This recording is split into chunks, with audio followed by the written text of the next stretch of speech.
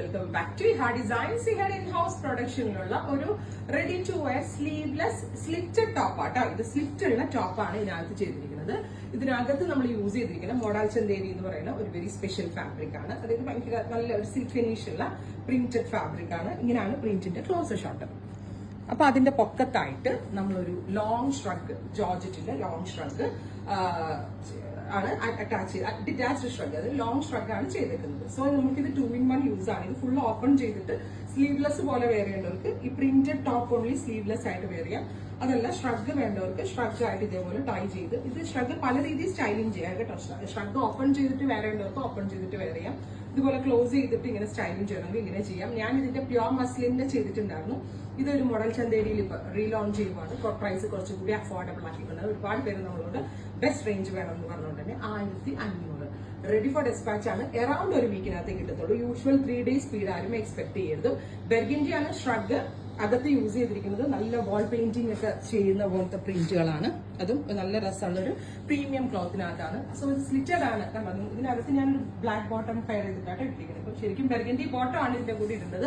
Burgundy pencil പാന്റോ പലാസോയോ എന്ത് വേണമെങ്കിലും styling ചെയ്യാം. നല്ല രസമുള്ള ഒരു long shrug pattern with printed concept.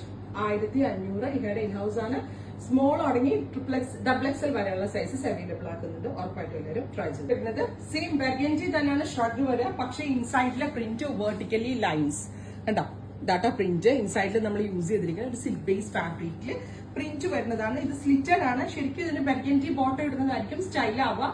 ഇന്ന് എന്തെങ്കിലും ബെർഗൻഡി ബോട്ടം ഇല്ലായിരുന്നു. സോ ഞാൻ ബ്ലാക്ക് ബോട്ടത്തിന്റെ കൂടെയാണ് സ്റ്റൈൽ ചെയ്തിരിക്കുന്നത്. ബ്യൂട്ടിഫുൾ ആയിട്ടുള്ള ഡിറ്റാച്ച്ഡ് സെപ്പറേറ്റ് ഷ്രഗ്. ഇത് ഓപ്പൺ ചെയ്തിട്ട് സ്റ്റൈൽ ചെയ്യേണ്ട ആളുകൾക്ക് ഓപ്പൺ ചെയ്തിട്ട് സ്റ്റൈൽ ചെയ്യാം.